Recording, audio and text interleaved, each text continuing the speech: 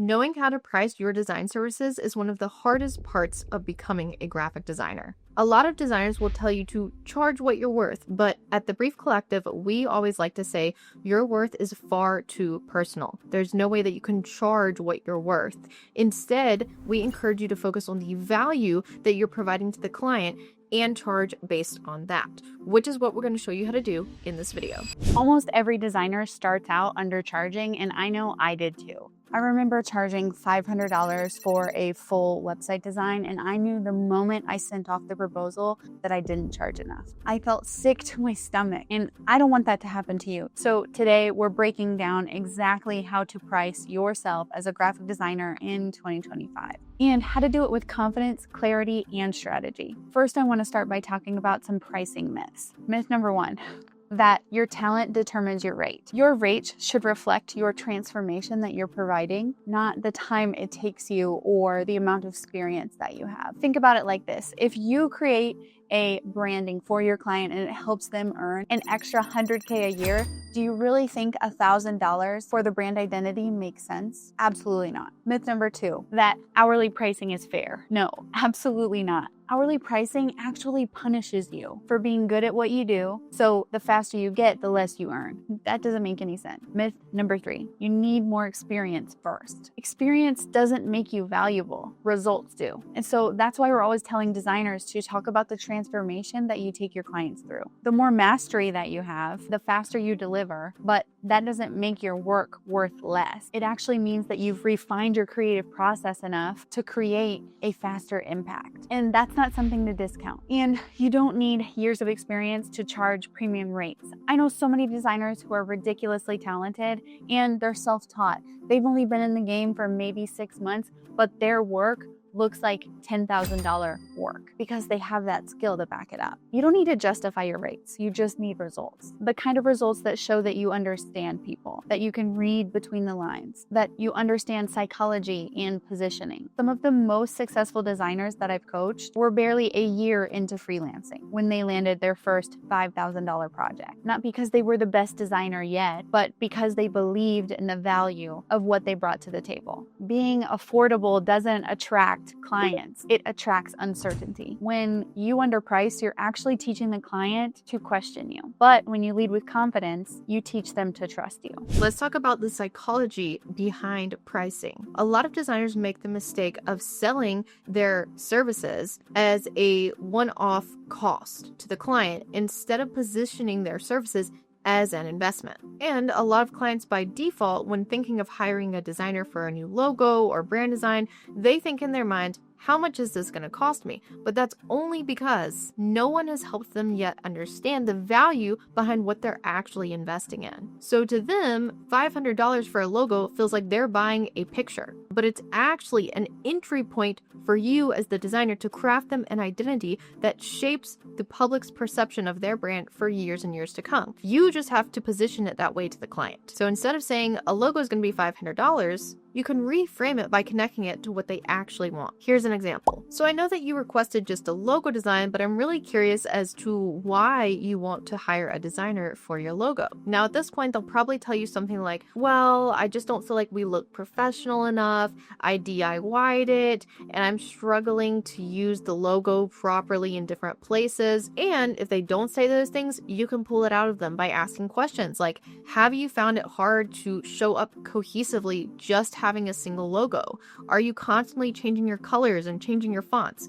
They'll probably tell you yes. And that's when you can say, so it sounds like you actually need a full visual identity system to show up cohesively and consistently across multiple platforms and help build your business credibility. If that's the case, a single logo design alone probably isn't going to get the result you're after. But a brand identity, on the other hand, with a full guidelines booklet can help you do that. It'll give you the guidelines necessary to show up in a variety of different ways, provide multiple logo options for you to work with that still represent your brand, and it'll help you stay consistent with your colors, fonts, photo direction, and many other things, including your messaging. This will help customers remember you a lot easier and build your brand far faster than just a single logo. It shapes it from, oh, this thing is going to cost me money, to, oh, wow, this is an investment into my future that can help me for years and years achieve certain goals. And when you, as the designer, start thinking in terms of investment and long-term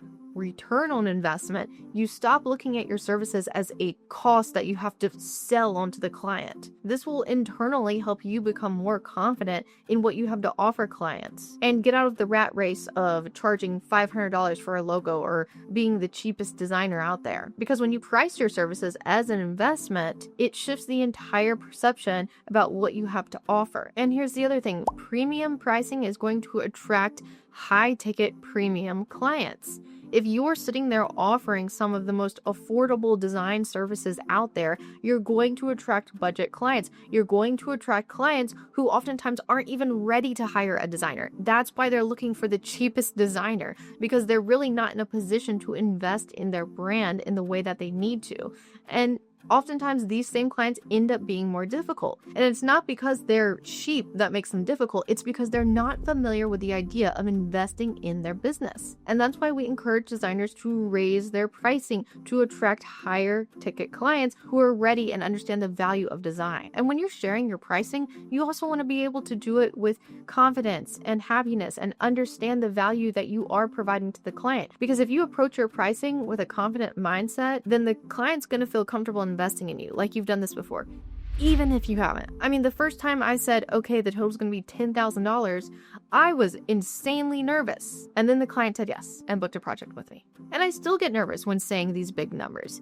I get nervous saying any number. Pricing can be something that is a little scary to talk about, but you can still do it with confidence even when you feel nervous, even when you're afraid of how the client might respond. Before you even start calculating anything, I want you to set your bare minimum. What's the lowest number that still feels like self-respect? But because if you wouldn't get out of bed for anything less than $3,000, then start your prices at $3,000. You're not competing with Fiverr, you're building a design business. And you can't have a sustainable business with $50 logos. This is where boundaries meet business, and it's one of my favorite topics to talk about because boundaries are disguised as client experience. Now, every time you lower your price out of fear, you train your clients to see your work as flexible, not valuable. So before you change your price, change your standards. This isn't about ego, it's about stewardship, like being a good steward of the brand you're bringing into being. It's about honoring what it costs to create at that level. It's also really important to consider what it takes to cover your monthly living expenses. Then you know how many clients you need to take. And really quickly, before I get into how to calculate your pricing specifically,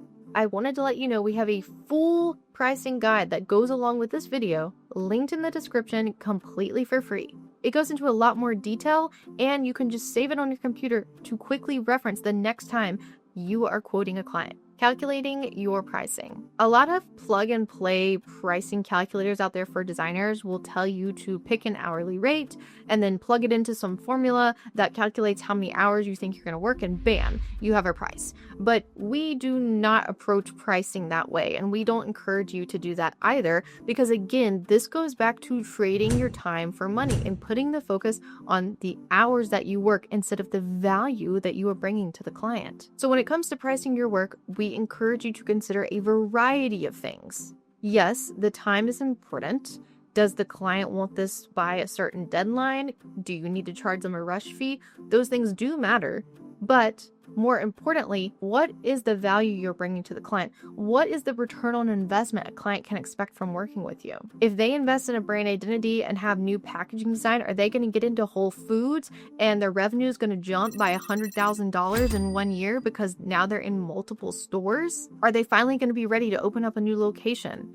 Things like this matter. Are they going to be able to increase their pricing and start attracting better high quality clients for their services because they look more premium now that they've rebranded? Consider your skill level. Are you implementing strategy? Are you doing research into their industry and into their competitors? And you also want to take into account the software and customization you're able to do. Are you creating logos on Canva that probably can't be trademarked because you're using clip art? Or are you doing everything from scratch inside of Adobe Illustrator or another vector software? Those things do matter, because how is your client going to be able to use those deliverables after you hand them off? You can also reverse engineer your dream lifestyle and dream income to help you calculate your pricing. So if you think that your creative capacity only allows you to take on 2 clients a month and you want to be making $5,000 a month, then that means you need to be charging at minimum $2,500 per project. And ideally, those clients are paying in full. Or if you can take on 5 clients at a time and space out those projects a little bit better, you can offer payment plans to your clients and they can pay you $1,000 a month or something like that until their total is paid off. There are a lot of different ways to structure your pricing while also making sure you're meeting your monthly income goals. And don't miss out on upselling clients. This is something that I frequently do that results in my $10,000, $12,000 client projects. And essentially, during a call, when I'm getting to know my client, getting to know their goals, and understanding why they want to invest in my services and how I can help them, I see opportunities to help them even more and offer them more services that are going to benefit their business long term. For example, I oftentimes upsell my photo shoot direction plan, meaning I'll have clients who come to me wanting a rebrand, but they don't have any professional brand photos, or if they do, they were taken ages ago.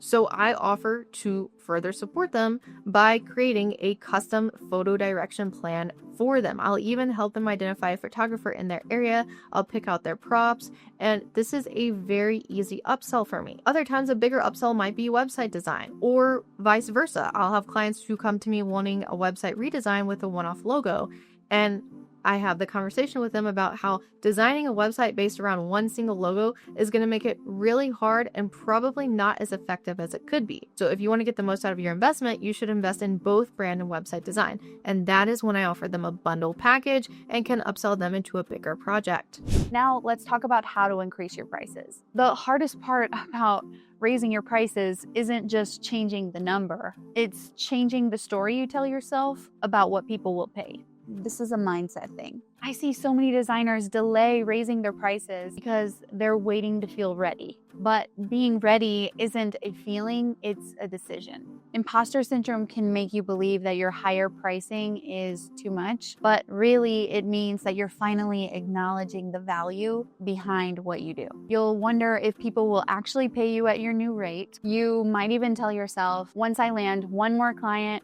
I'll raise my prices. But that cycle never ends unless you decide it's over. The truth is, if every client said yes without hesitation, you're probably undercharging.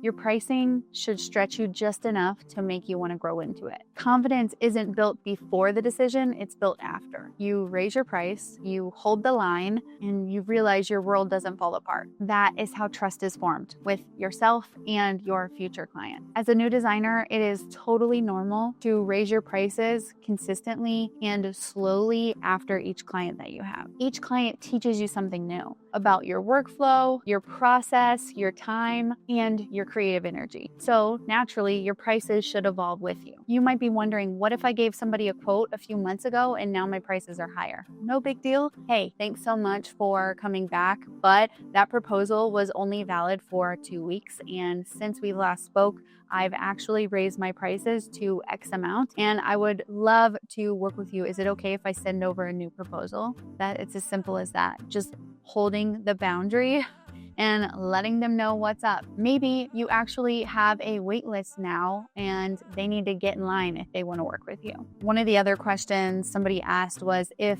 a client refers me, do I have to give them the same price? Do I have to give their friend the same price? The answer, no, absolutely not. Because everybody's business is different And if you are doing value-based pricing, then you should be able to determine that price based on the value that you're bringing to that project. So that's all we have for you today on how much to charge as a graphic designer in 2025. Being a graphic designer isn't always easy, especially if you're spending hours and hours agonizing on how much you should price your services. Pricing yourself is something you shouldn't be stressed about because there's a formula to it. Take this final piece of advice. When you raise your prices, you're not being greedy, you're being accurate. You're acknowledging how much you've grown as a designer. So price as such. And think about it. The more all of us designers can charge, the more high value our industry is going to be. So if you can't raise your prices for yourself, raise it for your fellow designer virtually sitting next to you. That's why we put together a completely free pricing guide for you that takes into account all sorts of different things like your skill level, the strategy you're using, the software you're using, the deliverables, and the client return on investment, among other things. So you can holistically find out where you fit into that pricing bracket and get a rough idea of what you should be charging. You'll probably be very shocked because most designers are actively undercharging. And you're probably one of them if you're watching this video. And I wanted to let you know that this free guide helped Jules secure their first $2,500 project after they downloaded it. So make sure to click the link in the description and actually take the time to read through it because it can be so helpful. Finally, make sure to like and subscribe if you found this video helpful and click here to watch my video taking you behind the scenes of a $10,000 client project.